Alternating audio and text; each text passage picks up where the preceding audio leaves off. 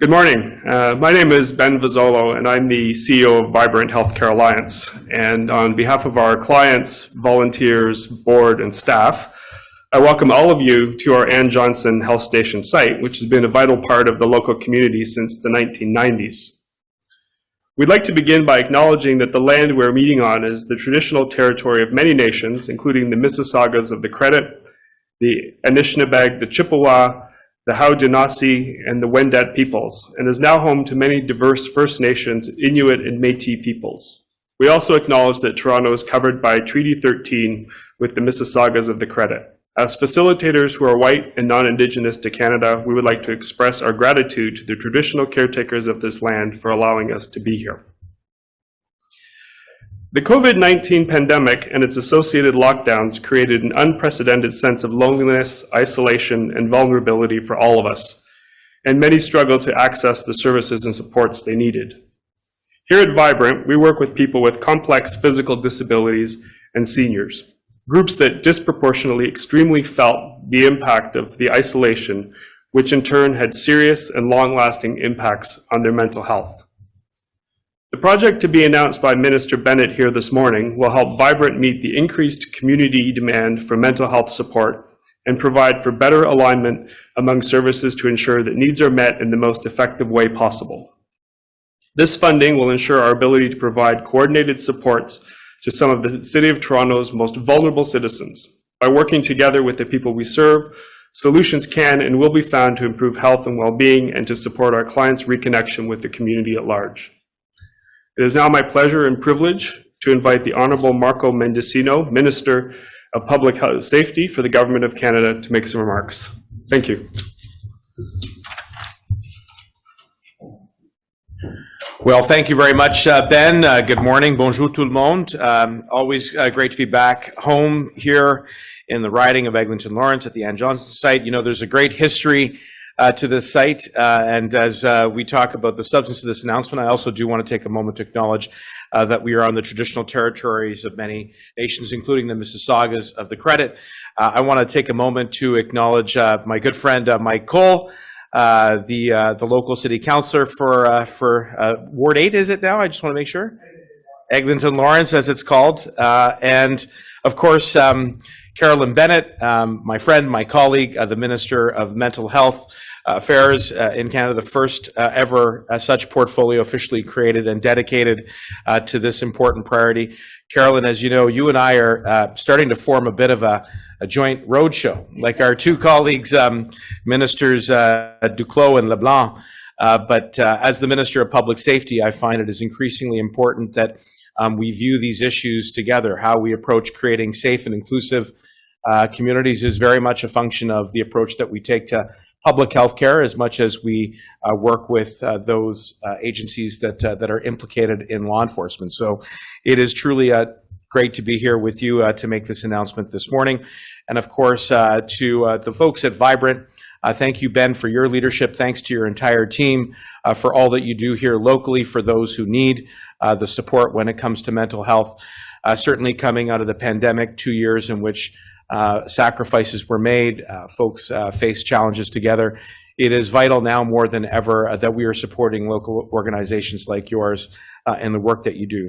I know that each of the organizations in the Alliance for Healthier Communities, and I especially want to highlight one of the organizations here in Eglinton Lawrence, as I just said, Vibrant Healthcare Alliance, who are dedicated to improving the health and well-being of the members of our community. I want to highlight as well one of the Vibrant Healthcare Alliances, which is located here at Yonge and Lawrence. I'm proud, as I said, to be here with Carolyn, you, our Minister of Mental Health and Addictions and Associate Minister of Health, for this important announcement. Just earlier this week, actually, we were in Nova Scotia, me in person, you virtually.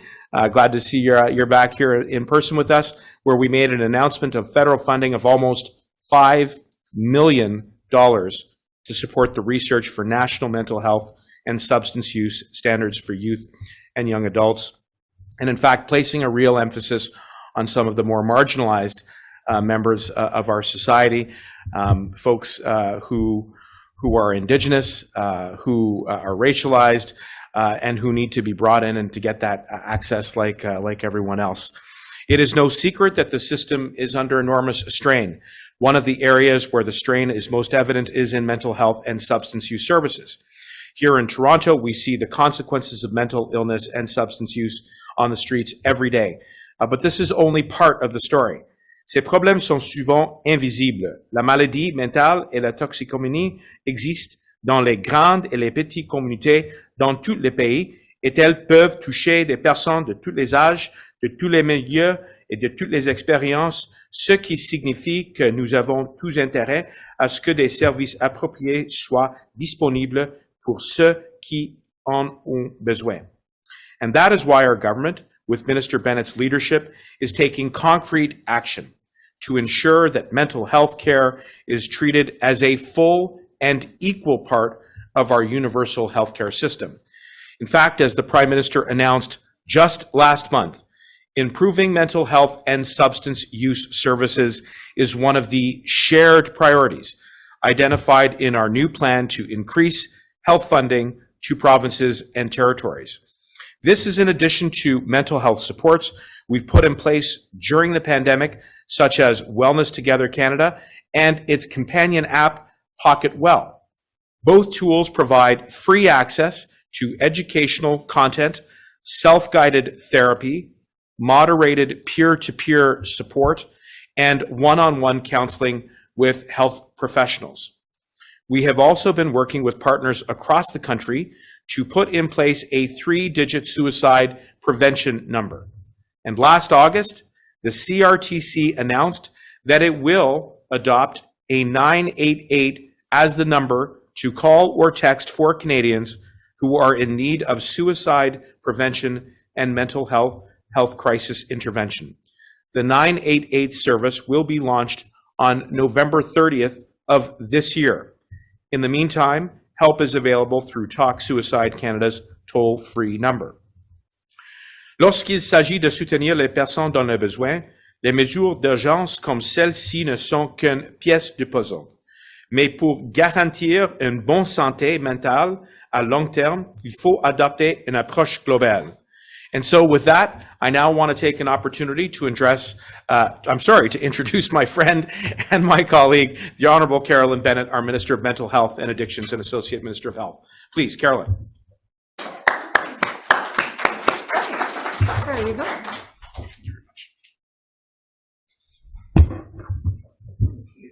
Thank you so much,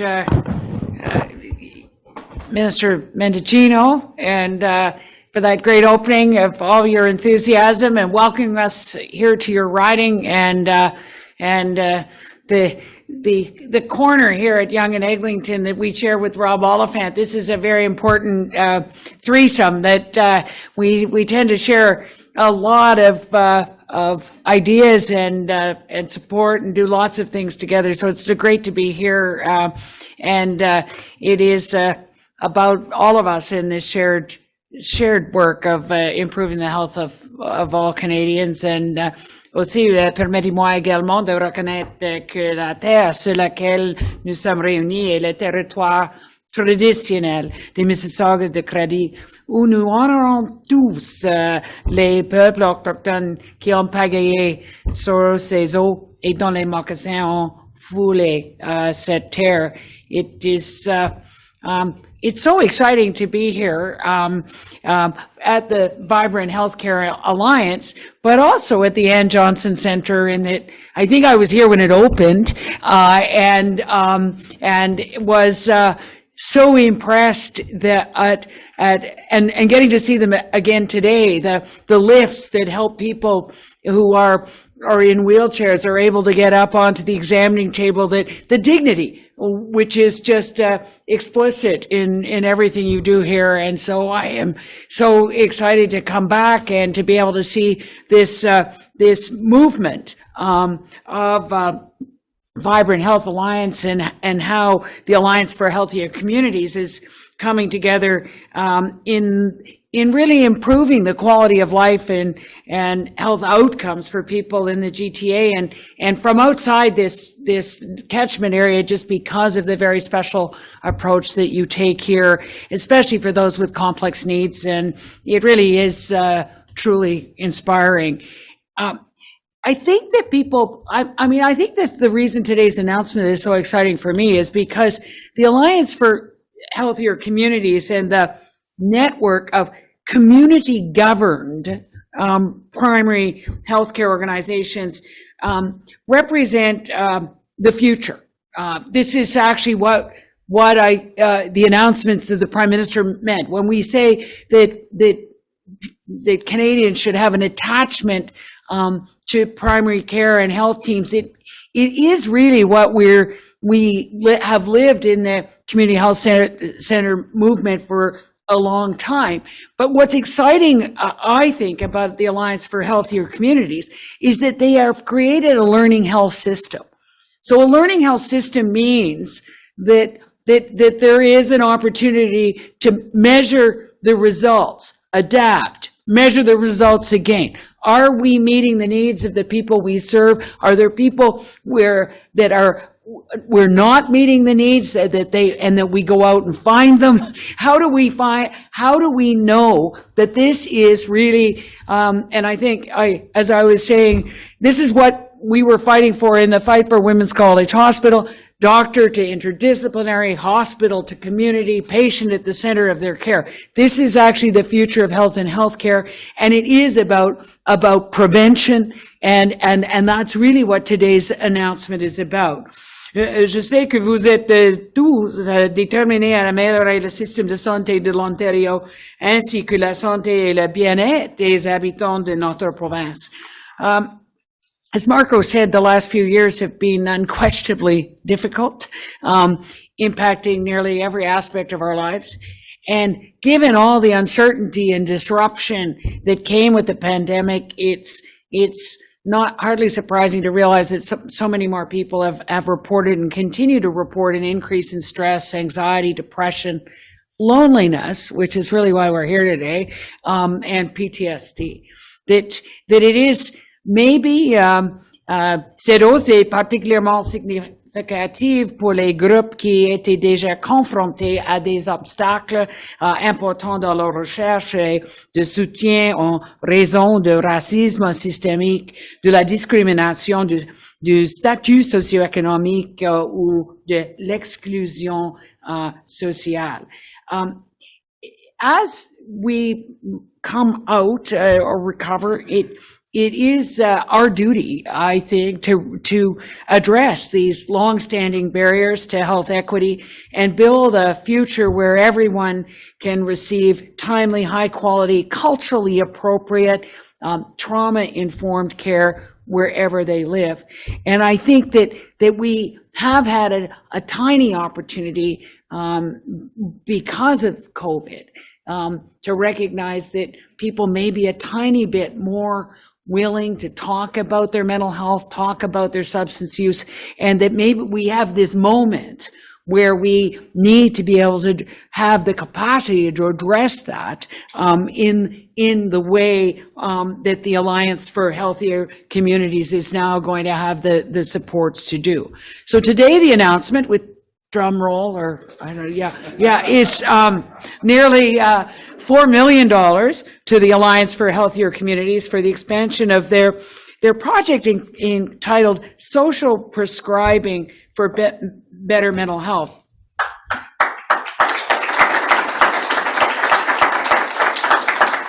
So this incredible initiative aims to promote mental health and prevent mental illness by helping healthcare practitioners prescribe not medicine, but what really is actually medicine, except doesn't come from the pharmacy. And so it is about those that are, whether they're experiencing mental health challenges or at risk of experiencing mental health challenges, with the non-clinical community-based programs and services, whether it's an exercise group, an art class, volunteering in the community garden, volunteering here, that we have for years understood that the effect of social isolation is as deleterious to people's health as smoking. And so that when people are alone, they don't do well.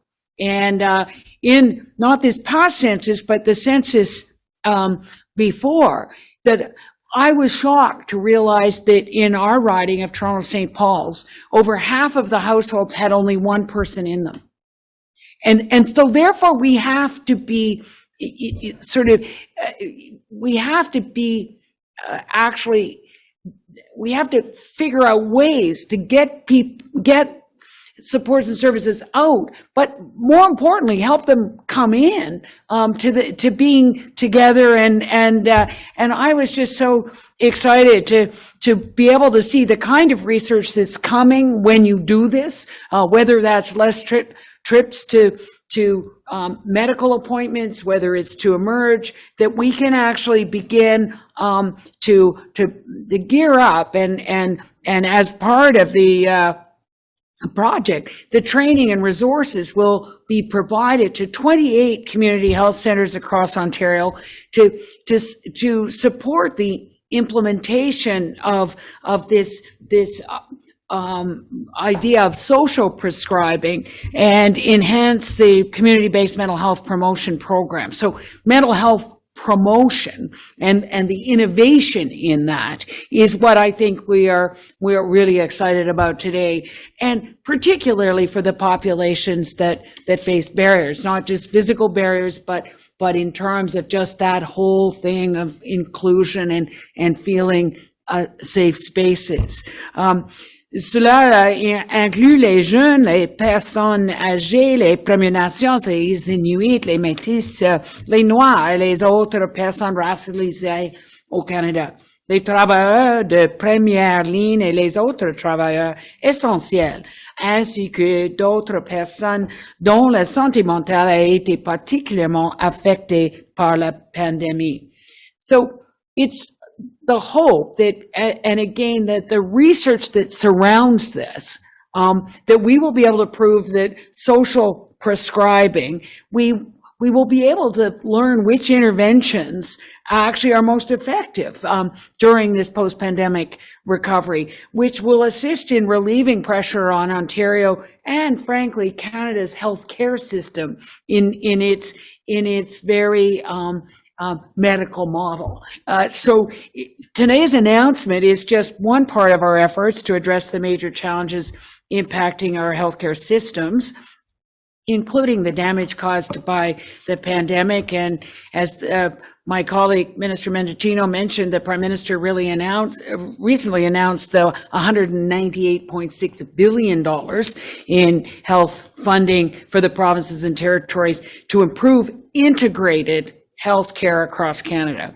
Nous avons négocié des ententes bilatérales avec chacune des provinces et chacun des territoires pour ce financement, et la semaine dernière, nous avons conclu des ententes de principe avec 5 de ces provinces, dont l'Ontario. These new agreements, will transform our universal, cherished healthcare system by integrating patient-centered, trauma-informed, culturally relevant mental health and substance use care through all aspects of the care.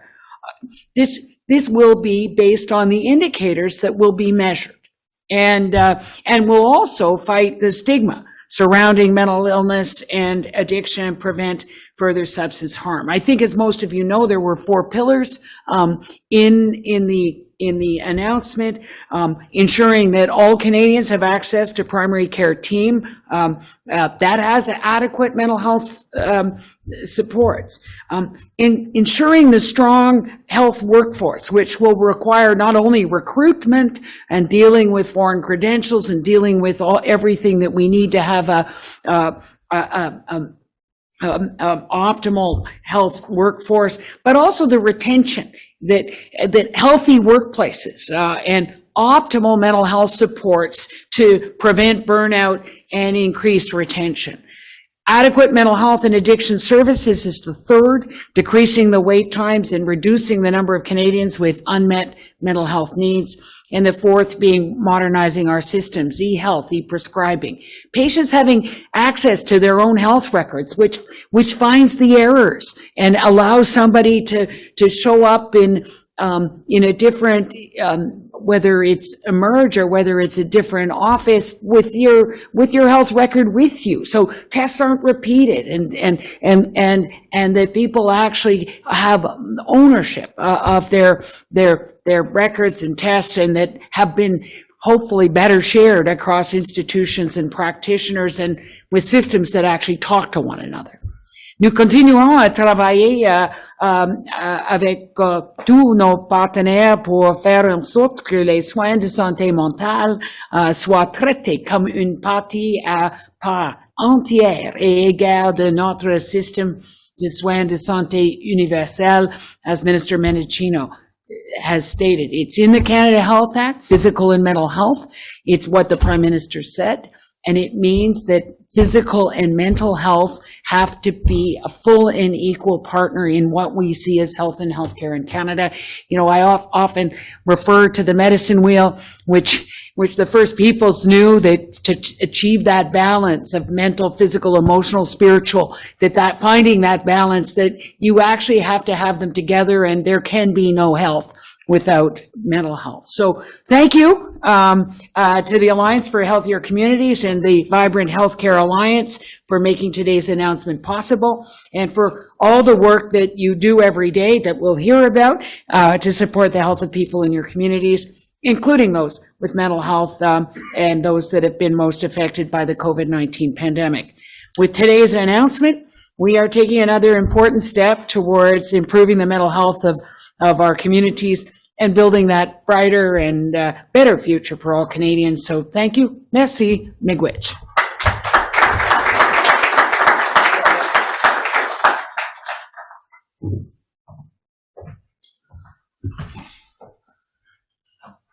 Thank you, Minister Bennett.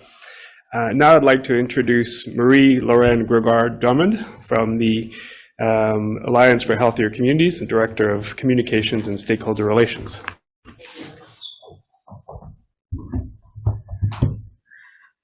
Thank you so much, Ben. Hello and welcome everyone here today. Thank you so much for joining us to mark this important moment for community health and mental health in Ontario. My name is Marie-Lauren Gregoire Drummond, as I was introduced, the Director of Communications and Stakeholder Relations at the Alliance for Healthier Communities. Special welcome to the Ministers Mendicino and Bennett. Thank you so much for being here and for making this amazing announcement. We're so pleased that the government is funding the Social Prescribing for Better Mental Health project. It's so great that you could both be here today to see the Vibrant Healthcare Alliance and to see in person where this funding is going and the kinds of impacts it's going to have for people living in Ontario. Thank you so much to Ben and the Vibrant Healthcare Alliance team for inviting us and hosting us today. As I said, it's very exciting to be at a community health center like Vibrant, where staff and volunteers support health equity and make vital connections for physical and mental health for their clients every day. Vibrant is one of more than 110 Alliance for Healthier Community members across Ontario who deliver interprofessional, comprehensive primary health care using models of health and well-being focused on holistic health and addressing health equity by tackling the barriers people face to achieving equitable health and well-being. The announcement today will support the work in 28 Alliance member organizations. That's 28 different communities across Ontario where people will feel the impact of becoming better connected to the resources that help them stay well and live better, healthier lives. Our research shows that social prescribing can help people feel less lonely, that we can improve mental health, and we can improve that feeling of belonging. With this funding, we're also going to be able to explore the ways in which communities themselves can tailor social prescribing projects to address issues like racism and social exclusion, digital inequities, and chronic disease management. As we strive to address the factors that make people sick or prolong or worsen illnesses, we'll continue to use projects like this one to help us identify how we can better support our healthcare system. This project presents yet another opportunity to improve on community healthcare and better meet the needs of communities by improving the health and lives of patients and the system that our providers work in. And as the minister mentioned, our learning health system is just one way that we can measure and improve our healthcare system and the services it provides. Embedding social prescribing into team-based primary care is a smart move. It gets us closer to a model that can address the root causes of mental illnesses. And as we see governments working together to solve systemic problems in our health systems, we hope we will see even more focus on building strong, team-based, community-governed healthcare organizations that can serve as the foundation for good health and well-being for everyone in Ontario and across Canada for generations to come. Thank you and merci.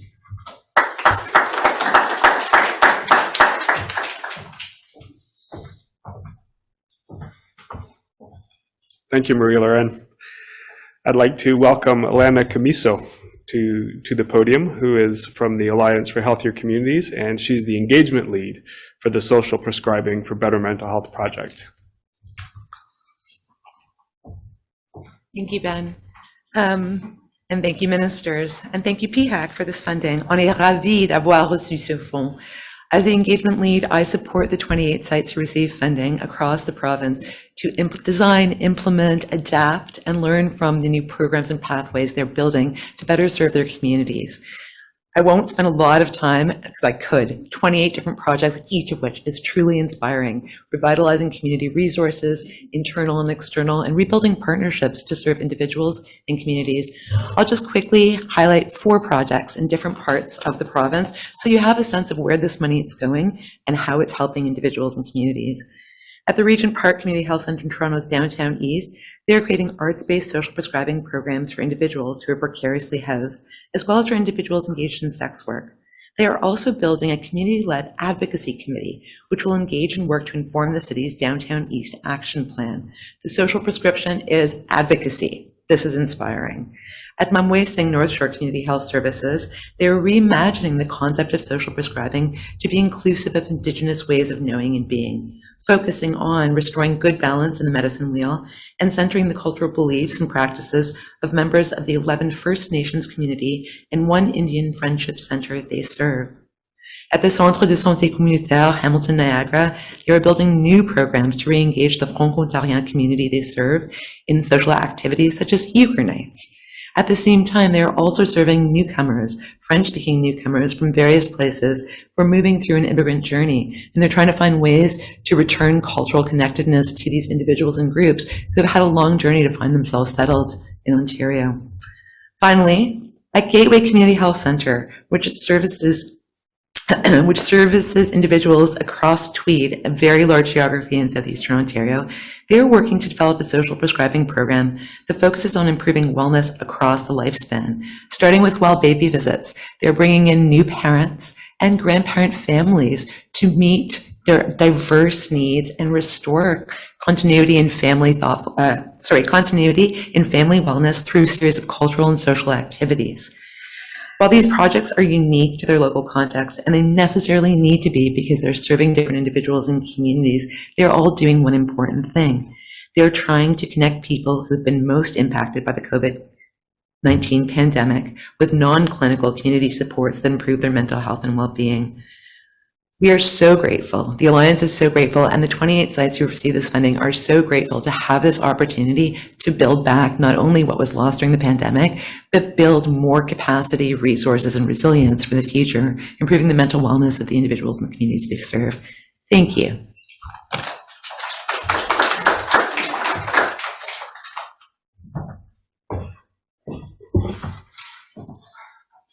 Thank you, Elena. And thank you to Ministers Mendicino and Bennett for coming to visit us today. And thank you for your commitment and support to this community and the health and well-being of Canadians. Thank you to Marie-Lauren and Elena from the Alliance for your collaboration and your partnership in making this happen. So heartfelt thank you. So this concludes the speaking portion of today. So now I will turn it over to the moderator for the Q&A. Thank you. Thank you, merci. We'll begin this Q&A portion by asking if there are any questions from media in the room. If you have a question, please state your name, media outlet, and who your question is directed to, and you can do so from this microphone. Nous allons commencer avec demander s'il y a des questions ici dans la salle. Si vous avez une question, veuillez indiquer votre nom, votre média et le destinataire de votre question. Does anyone have a question? Est-ce qu'il y a quelques questions? No. Okay, there are no questions here in the room, and il n'y a pas de questions ici dans la salle. So we will pass it to the Zoom now for any questions. Alors, nous allons passer à Zoom maintenant pour quelques questions. Merci. Thank you. Merci, Laurie. If you are a reporter and wish to ask a question, please use the raise your hand function. We ask that you limit yourself to one question and one follow-up. And unless I've stated it, if you could please indicate your name and media outlet before asking your question. Si vous êtes journaliste et vous désirez poser une question, veuillez utiliser l'option de lever la main. Merci de vous limiter à une question et une suivie. Sauf que j'ai dit, veuillez identifier votre nom et votre média avant de poser votre question.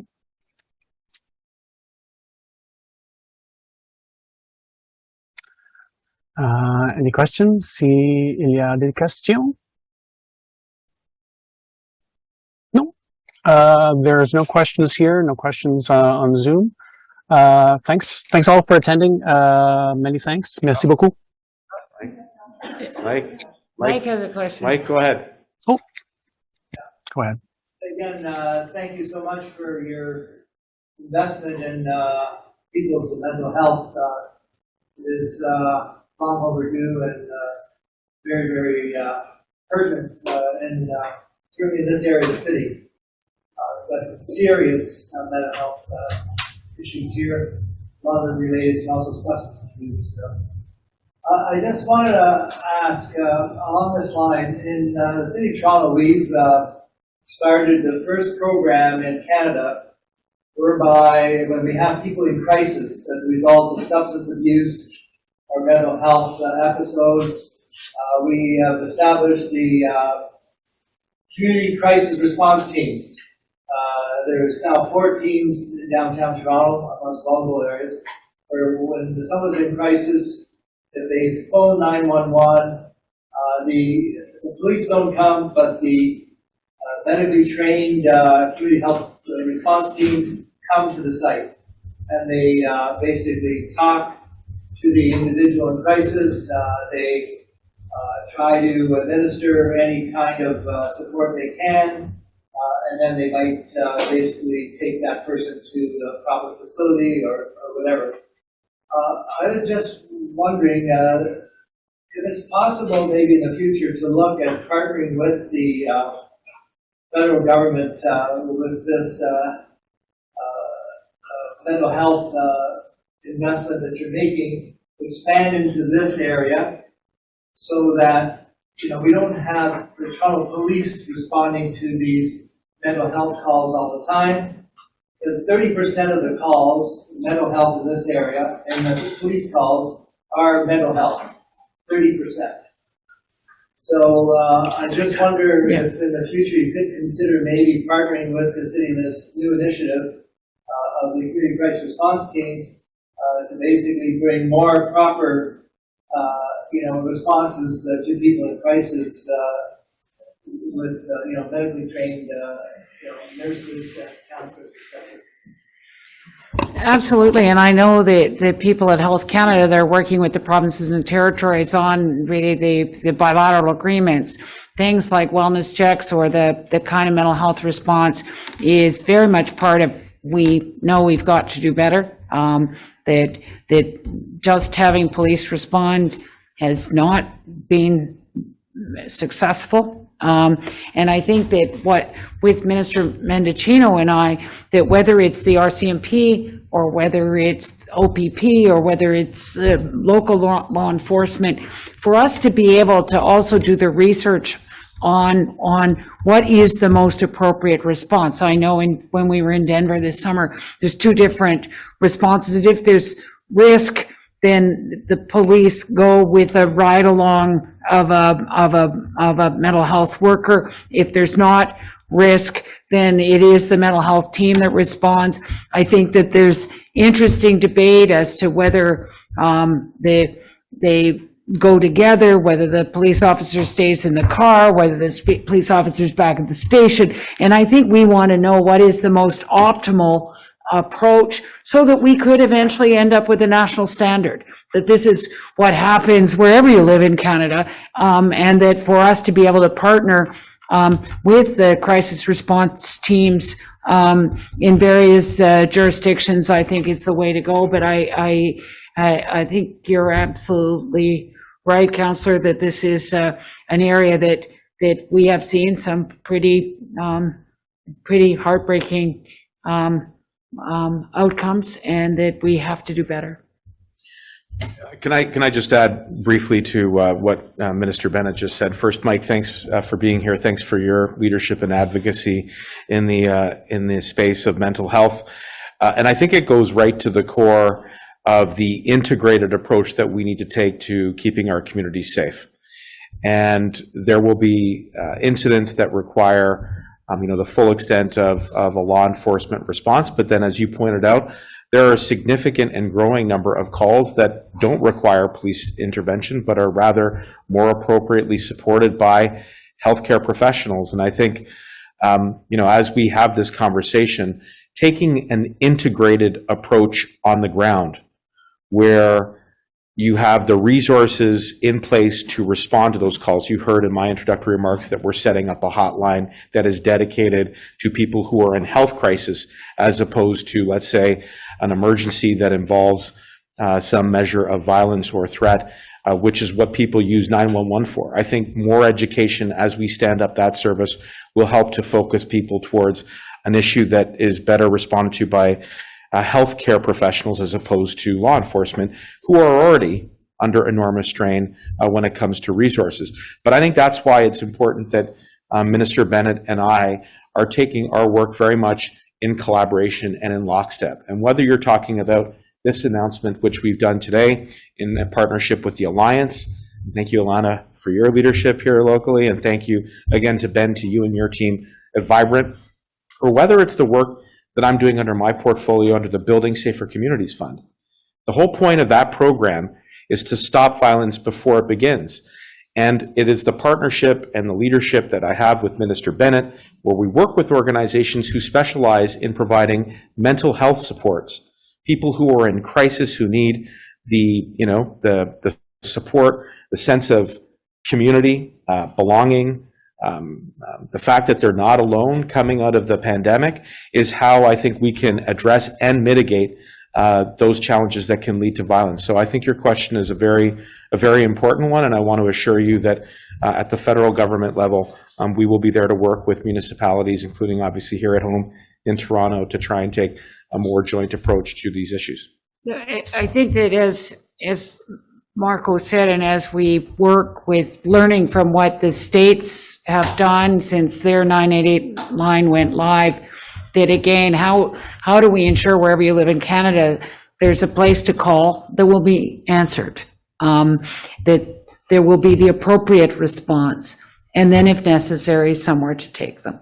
And so those three things are really what we're trying to do in terms of the capacity of making sure that there is this, not only that it's the right skill set that responds, but also that we also have the ability to get somebody to keep them safe and be able to take those next steps in some sort of warm handoff. So that is, I think, what that's what we're trying to do, and we are working very hard in trying to learn from what the states have done. It's a bit different, but they've been working very, very closely with us to make sure that it'll work.